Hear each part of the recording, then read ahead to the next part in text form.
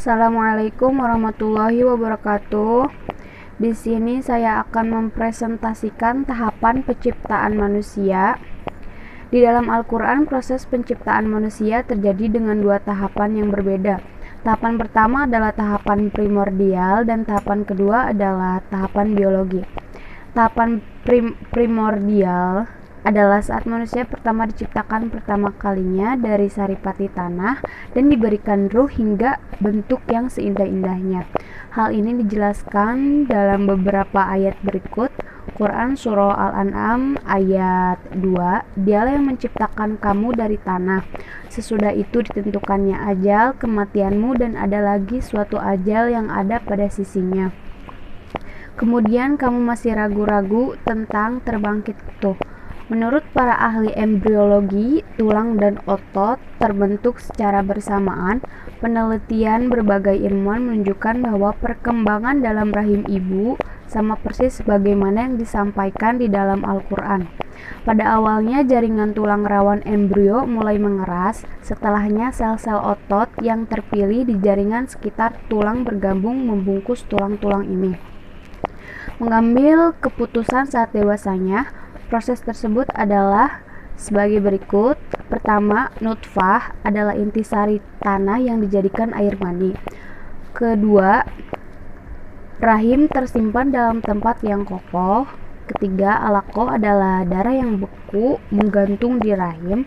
Keempat, mudghah adalah segumpal daging dan dibalut dengan tulang belulang. Kelima, ditiupkan ruh.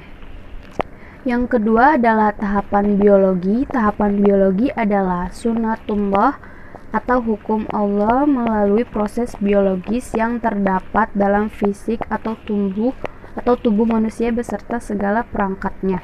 Proses biologi ini membedakan hakikat manusia menurut Islam dengan makhluk lainnya yang tidak memiliki ruh dan akal untuk mengambil keputusan saat dewasanya.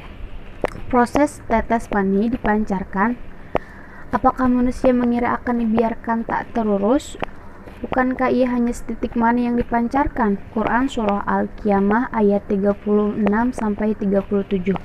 Di dalam ayat tersebut menunjukkan bahwa proses penciptaan manusia berawal dari air mani atau sperma yang terpancar, namun hanya setitik yang menjadi manusia, sehingga Allah membiarkan hikmat hidup melalui proses tersebut. Sebelumnya adanya proses pembuahan dalam rahim wanita, ada kurang lebih 250 juta sperma terpancar dari laki-laki pada suatu waktu. Dari 250 juta sperma yang terpancar, hanya ada satu yang bisa bertemu dengan sel telur wanita atau ibu melalui saluran reproduksi wanita.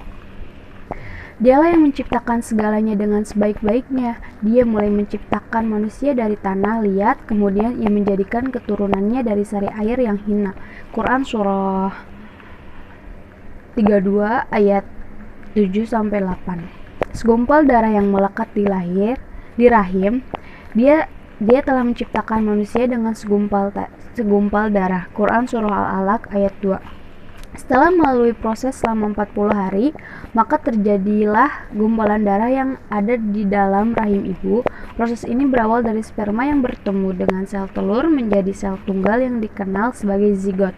Setelah munculnya zigot, ia akan berkembang biak dengan membelah diri menjadi gumpalan daging. Sekian presentasi dari saya. Wassalamualaikum warahmatullahi wabarakatuh.